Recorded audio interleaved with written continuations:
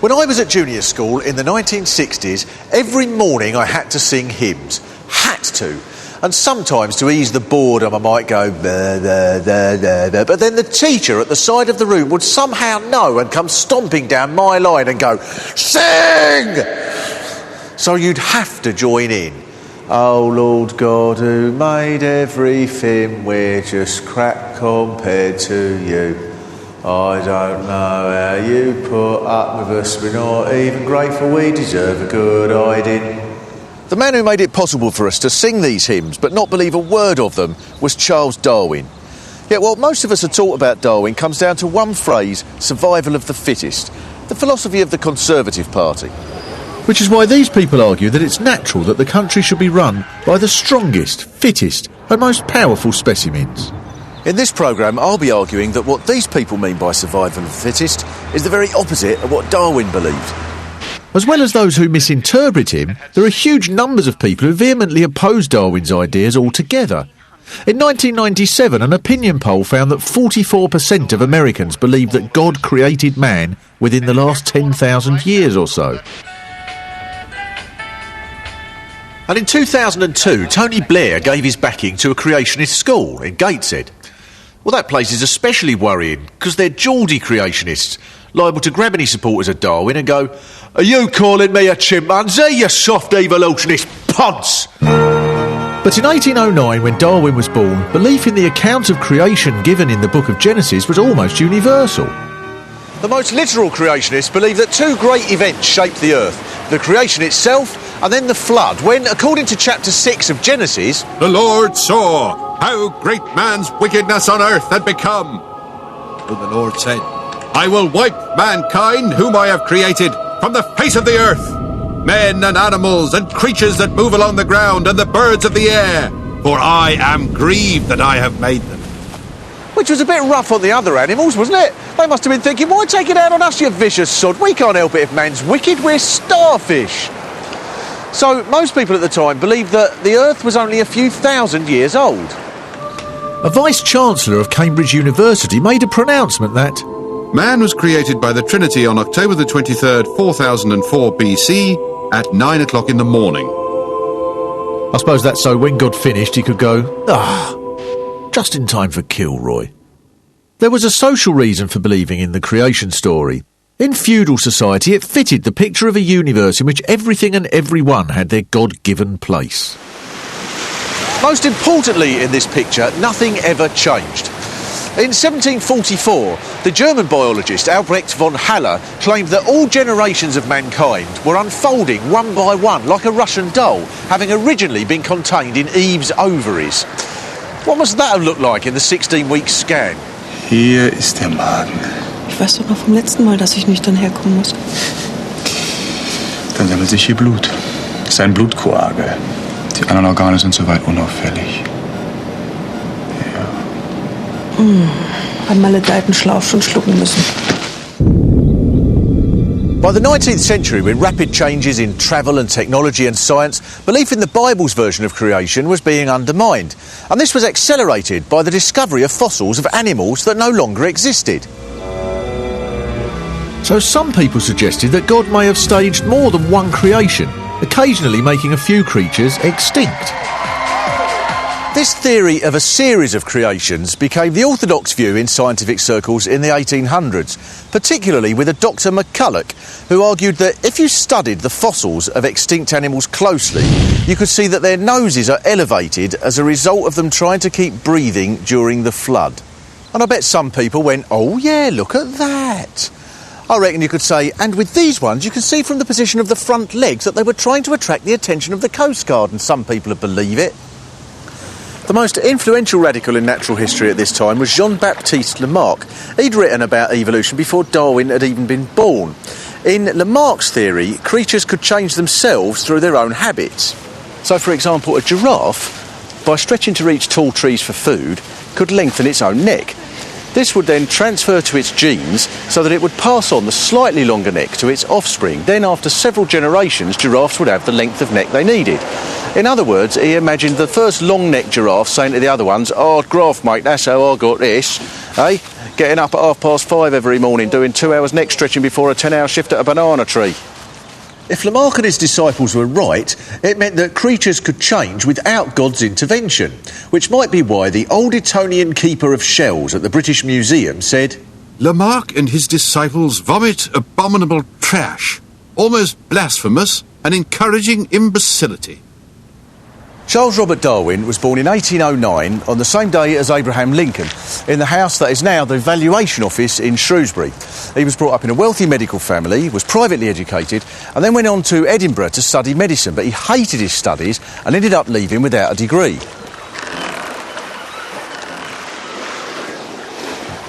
A professor got Darwin a job on the 5-year voyage of the HMS Beagle, but it's a myth that Darwin's role on the ship was to be the naturalist. The captain, Robert Fitzroy, employed Darwin because he wanted somebody to talk to on the 5-year voyage, and etiquette in the Navy demanded that the captain should never converse with the crew as they were too lower class.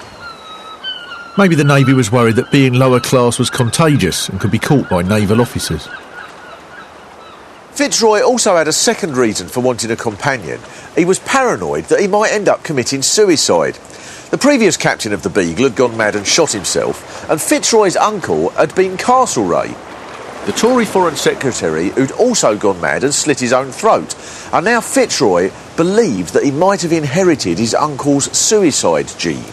So with a 5-year voyage to negotiate, Fitzroy invited Darwin onto the Beagle as someone of a sufficient social standing that he could talk to. To start with, Darwin and Fitzroy got on fine, and Darwin eventually took over from the ship's previous naturalist, McCormick, who got the hump and went home. After a while, though, tension grew between the two as they began to talk about politics. At one point, Darwin said to Fitzroy, One of you Tories should be put in pickle as a specimen. As soon you will be as rare as the rarest fungi. And in evolutionary terms, 160 years does count as quite soon. One night, Darwin and Fitzroy had a row about slavery, Fitzroy being in favour, whereas Darwin wrote, It makes one's blood boil and heart tremble to think that we Englishmen have been and are so guilty. After that, they ate in separate quarters. 20 years later, Fitzroy learnt that Darwin had worked out his theories on evolution from discoveries he'd made while on the Beagle. Fitzroy was racked with guilt at his own role. If he'd never employed Darwin, the world might have been spared the abomination of evolution. He ended up running around waving a Bible, shouting, "This is the truth! This is the truth!" And in the end, the guilt drove him so mad that he slit his own throat. On the voyage of the Beagle, Darwin collected thousands of specimens and bones and fossils, but it was the Galapagos Islands in the Pacific Ocean that made the greatest impression on him. While there, he noticed that on each of the many islands, the giant tortoises were different. The other thing he discovered about the tortoises there was they carried a lot of water in their bladder, which enabled them to crawl about for long periods in the dry interior of the island. So one day, the locals demonstrated to Darwin how, if they were thirsty, they would cut open the tortoise and drink the urine, which Darwin described as having only a slightly bitter taste. Eventually, he studied the dozens of samples of finches that he'd collected from the Galapagos Islands. Like the tortoises, each species was slightly different depending on which island it had come from. If God had created every species, why would he bother to create a different one for every island?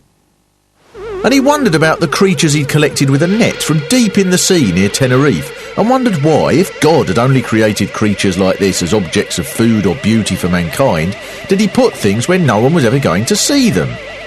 For God to have spent a vast amount of time and resources making creatures in the middle of the ocean would make no more sense than if someone said, let's spend billions on a giant dome and stick it on some wasteland in Greenwich.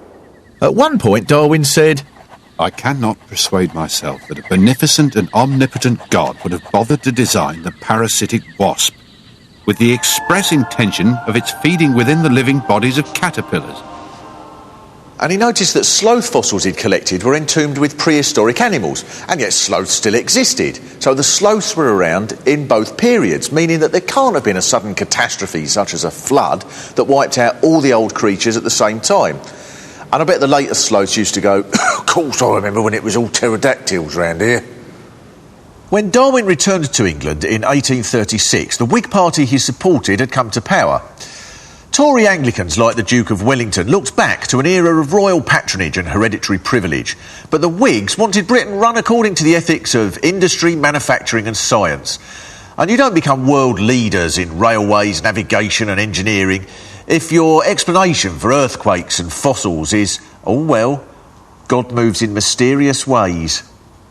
One journalist wrote, So much has been altered by the Whigs that they mean not only to change everything on Earth, but to alter the tides and tear down the solar system. In any species, he said, each individual is slightly different, in the same way that each human is slightly different, but we're still all human. But what happens when there's a change in the environment? Suppose, for example, that a species eats the leaves of trees in an area where the short trees all die out, leaving only the taller ones. Then only the tallest of the species will be able to eat, live and breed. So that after several generations, a whole new species will have evolved, much taller than the model it came from. And this process Darwin called natural selection.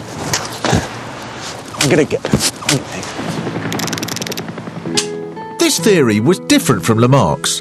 For Darwin, it was just a matter of pure chance which creatures were more suitable for each environment, and so which ones survived. Survival of the fittest just meant those individuals that were lucky enough to be best suited to the local conditions.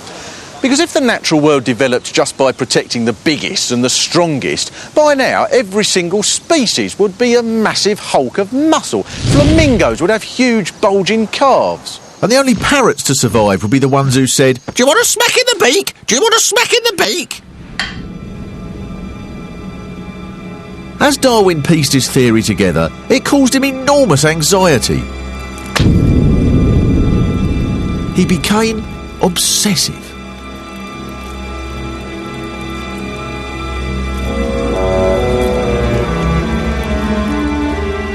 For example, he used a similar method to the one he'd used to work out natural selection to decide whether or not to get married. Loves me. He wrote out 2 columns headed marry and not marry. Loves me not. Under marry was Constant companion and friend in old age. Better than a dog, anyhow. Charms of music and female chit-chat. Intolerable to think of spending one's life like a neuter bee. a biologist's way of saying, well, at least I'd get my end away on a regular basis. Under not marry was Conversation of clever men at clubs, perhaps quarrelling. Not forced to visit relatives. Which may be why he married his cousin. He was thinking, well, think of the time I'm saving in visiting relatives, because her relatives are the same as mine. I'm laughing. While courting his cousin, Emma Wedgwood, he even wrote about his sexual arousal in terms of how it fitted in with his theories. November the 27th. Sexual desire made my saliva flow. One's tendency to kiss and almost bite that which one sexually loves is probably connected with flow of saliva, hence the action of mouth and jaws. He wasn't really a romantic, was he? But Darwin's greatest anxiety was his fear of the consequences of his own theories. Here he was with the key to transforming the understanding of the natural world, and it terrified him. So he refused to publish or tell hardly anybody about his findings for 20 years. What was he so scared of? Firstly, that by showing nature changed by chance, he'd confirmed that species form and die out with no plan. Life on Earth could change independently of God's will. An idea like this in the 1840s could be extremely dangerous because the Chartists were demanding the vote, and in 1842 they called the world's first general strike. On one demonstration, 150,000 Chartists gathered at Kennington Common to demand the vote. Britain was on the point of revolution.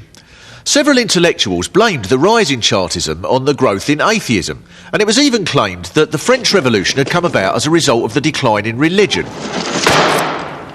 So here's the situation that Darwin was faced with. Conservative Anglicans on the one hand, and rebellious Chartists on the other. Darwin despised the anti-scientific outlook of the Tories, but he was worried that if he published his theories, he might be promoting the atheism that would in turn encourage further rebellion. So his response to this mood was to retreat further into more obscure research, this time on the sex life of barnacles. He concluded that The males are the most negative creatures in the world. They have no mouth, no stomach, no thorax, no limbs, no abdomen, and consist wholly of their reproductive organs. as well as the political implications of natural selection, Darwin was anxious about how it would affect his career.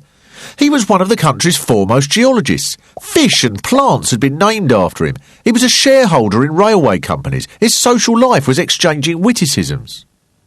Owning up to his blasphemous theories would be like Tim Rice getting up at an MCC dinner and saying, "I should inform you that I've taken the decision to join Al-Qaeda." So for 20 years he carried on writing without ever letting on what he was really thinking. The tiniest incident might make him panic. And you, Lady Fothergill, would you care to indulge in the delights of one of our esteemed chocolates? Now, let me see. Jamaican fudge, cherry delight. Marzipan surprise is my natural selection. You can't have your natural selection. It'll cause too much trouble. How could a banana world be related to an orange supreme? God made the chocolates. No one's saying he didn't. I mean, certainly not me. Over the years, this made him ill. He developed all manner of anxiety-related symptoms and at times could only get out of bed for a few hours a day. Yes, Eleanor. Is it evolution? Evolution, well said, because... Yeah. So he was petrified of breaking with his contemporaries, which in some ways is understandable. Historians and scientists have wondered ever since then why this was, but imagine if you were in a pub quiz team and everybody else on your team said, "I know the answer to that one was Bruce Forsyth." Even if you knew that was wrong, would you have the guts to say, "No, it wasn't, it's Bob Monkhouse"? Maybe you would. But what then if the quizmaster said, "And the answer is Bruce Forsyth," and then everyone in the pub said, "Yeah, we got it right, Bruce Forsyth," and then every TV critic in the world came in and said, "Definitely Bruce Forsyth," and then Bob Monkhouse came in and said, You know, it was Bruce Forsyth. Would you still have the guts to go, "It wasn't, it was you"? So one of Darwin's other worries was lack of proof. He knew that every flaw in his argument would be torn to pieces, so he continued building up his evidence. He investigated the possibility of instinct being passed on through natural selection by studying bees. It was true that some bees made mathematically perfect honeycombs, but the Mexican bee used a different system, not quite as perfect. Either this was because the different bees had evolved in different environments, or the Mexican bees were just thicker, in which case there are probably some bees who say,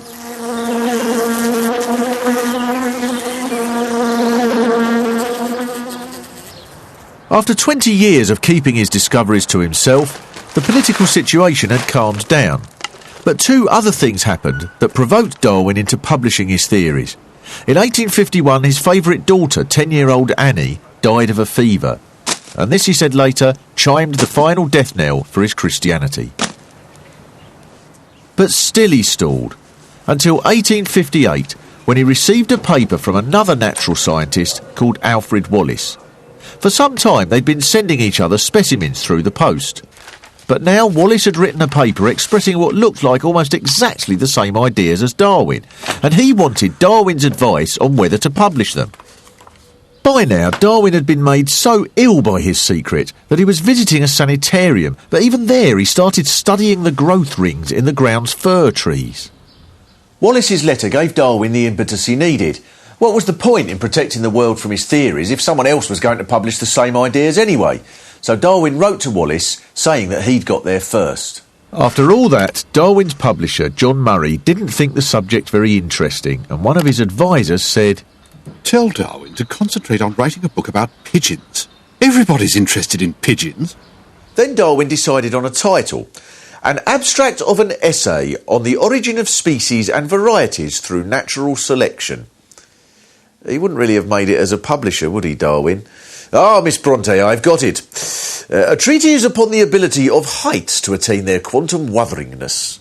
Eventually called On the Origin of Species, Darwin's book was published in 1859, and he said that revealing his secret was like confessing a murder. The publishers sold all 1,250 copies in the first day.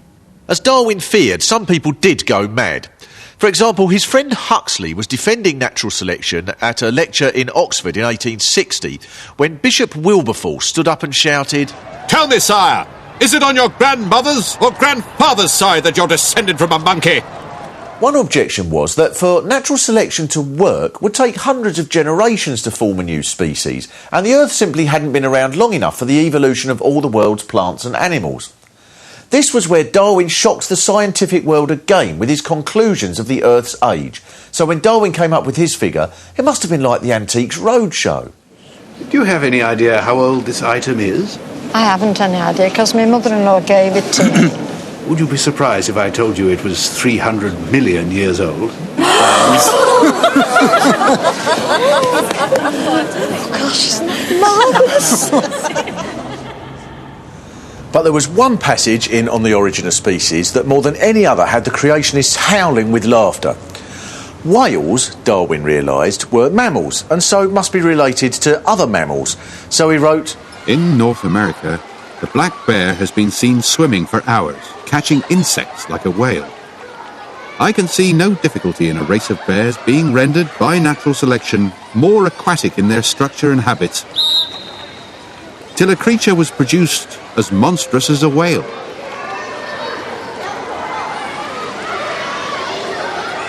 Darwin must have felt like when you say something really stupid at school and all the other kids were going, "Here, that kid said that a bear could become a whale, you div, ha ha."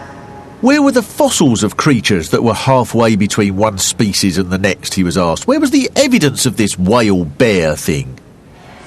Right up into the 1980s, creationists like Alan Haywood in his book Creation and Evolution were saying, Darwinists rarely mention the whale, as it presents them with one of their most insoluble problems. Until the 1990s, when paleontologists discovered a series of fossils in Pakistan of whales with bear-like features, including Ambulocetus natans, which is Latin for the swimming, walking whale. So it took the evolutionists 130 years, but they got there. It would have been brilliant to ring up the bloke who discovered it and say, "Guess what? I've discovered a lost page in Darwin that says, I am convinced there is a creature that is half llama and half daddy longlegs." All credit to the creationists for keeping going, though. The Jehovah's Witness magazine Awake said, Many of the conclusions by evolutionists are speculative, based mainly as they are on a few old teeth, bones and stones. and perhaps they have a case that on certain points Darwin wasn't always entirely accurate. Although strangely, they don't seem to apply the same levels of scrutiny to the theory that goes, woman, she was invented out of a man's rib. And your sexual organs, you wouldn't even notice they were there, except that Eve was persuaded to eat an apple by a talking snake. There was one major omission from On the Origin of Species, which is how humans fitted into this theory of evolution. This, he'd said, would have been too much for people to take in one go, but he sought to redress that in this book, The Descent of Man, written in 1871. In The Descent of Man, he set out to prove the similarities between humans and apes. He cited the case of a man called Graham, who'd given baboons bowls of strong beer and observed them drunk. He said, On the following morning, they were cross and dismal. They held their aching heads with both hands and wore a most pitiable expression. I'll have a large banana with extra chilli. In The Descent of Man, Darwin showed how closely embryos of animals resemble human embryos, and how the hair on human arms converges towards the elbow, just as it does on gorillas and on chimpanzees. So at one point he wrote, We do not know whether man is descended from the chimpanzee or gorilla. Which, in 1871, must have been like a teenage girl saying to her dad, I don't know whether to go out with a Hell's Angel or Gary Glitter. But for the rest of his life, Darwin agonised about the consequences of his science. He refused to publicly support atheists that were tried for blasphemy. And instead of defending himself and his supporters when they were attacked, he buried himself in more research. He carried out an exhaustive study of worms. He counted the number of worms in his garden, deciding there were 53,767 per acre. And when he ran out of space to study them, he filled his billiard room with worms. Nasty kick off the worm there. He flashed lights at them, blew whistles at them, blew tobacco smoke at them, and got his son to play a bassoon at them. Towards the end of his life, a layer of scientists emerged who sought to misuse Darwin to try and prove that survival of the fittest meant some humans were born inferior. This group included Cesare Lombroso, who argued that people who inherited the urge to be criminals also inherited the urge to get tattoos. Then there was Francis Galton, another of Darwin's cousins and a prominent scientist, who claimed to have used natural selection to prove something else. I have compiled a beauty data by classifying the girls I passed in streets as attractive, indifferent or repellent. I found London to rank highest for beauty, Aberdeen lowest. Galton followed the theories of Etienne Serre, a famous French biologist who argued that black people's navels were higher on their stomachs than those of whites, which proved they were more childlike and less intelligent. And Gustave Le Bon, admired as the founder of social psychology, wrote in 1879... In the most intelligent races, as among the Parisians, women's brains are closer in size to those of gorillas than male human brains.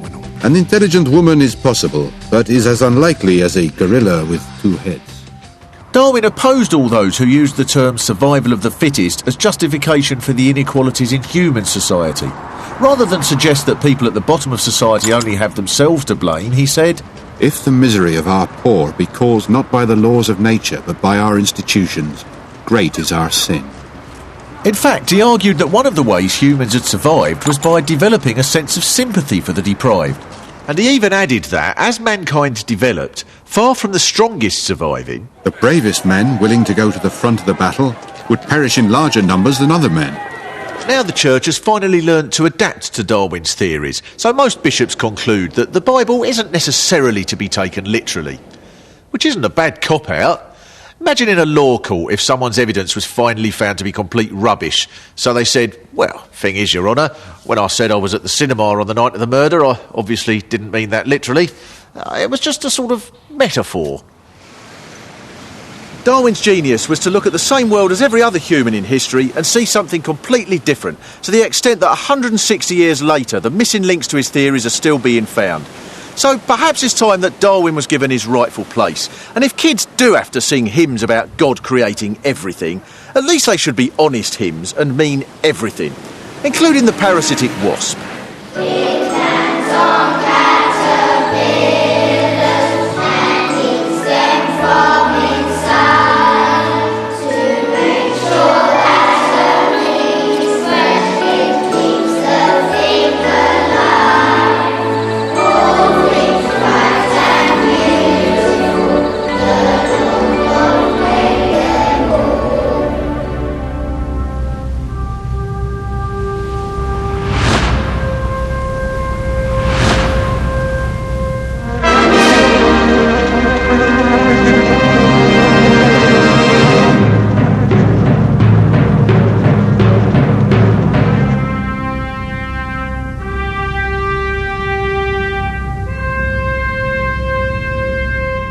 If you're in the mood to evolve a bit, give your mind a stretch at the Mark Steele Lectures website at www.open2.net. Why not join the forums? They're my natural selection.